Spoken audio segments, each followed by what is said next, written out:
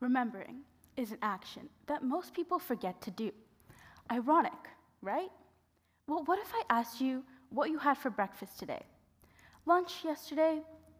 Any meal you had on Tuesday this week? Some of you may have forgotten, and others of you may have remembered. But that's besides the point. Have you ever thought about what was before that meal? What went on to get that meal to your table? Well, today we will be looking at the Indian culinary influence of traditions all over the world of food. I would like all of you to imagine a world without the aromatic spices of cinnamon, ginger, and black pepper, or the tantalizing flavors of turmeric and cardamom. Well, I, for one, could never in my worst nightmares dream of this prospect. However, without Indian cuisine, this theoretical world may have become our reality. Many people, when they think of Indian cuisine, think of the classic chicken tikka masala, or the platters full of spices.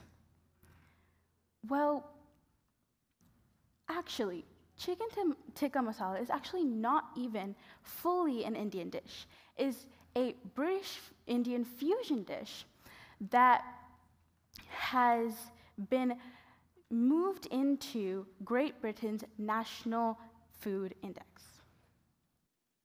One of the spices that is in many of your cupboards today is black pepper, and it started in Kerala when many people dried pepper pods and made them black, and they were traded by Arab traders throughout Western countries. These countries included those of England, Portugal, and Spain. Black pepper was considered to be the black gold of its time and was seen as one of the biggest influence in the spice trail. Next, we move on to methods.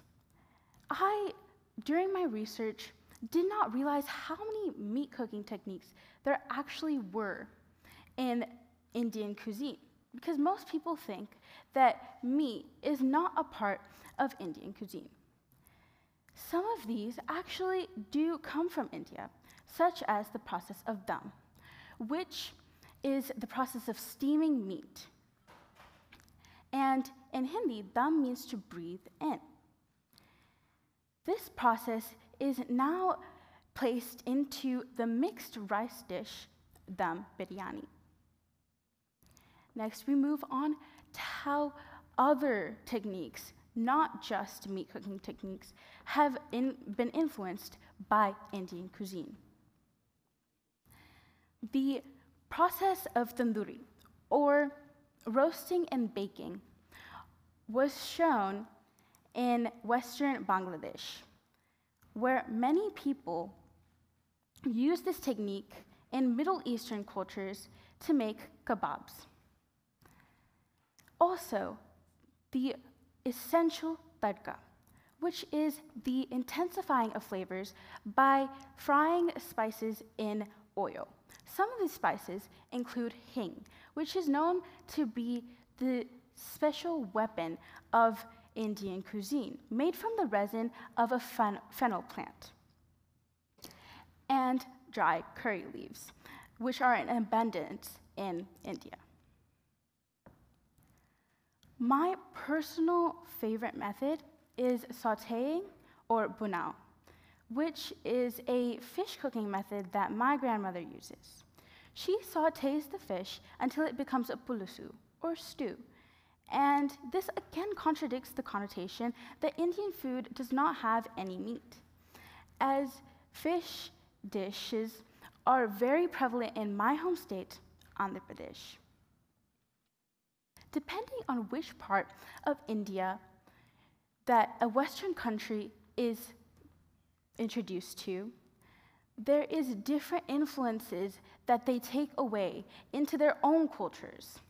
For example, in North India, there is heavy influence from Persian and Mughal dynasties, giving it their creamy and rich dishes such as samosas, which are deep-fried pockets full of mixed vegetables and spiced potatoes. In North India, Punjab and Delhi, which is the capital of India, stand.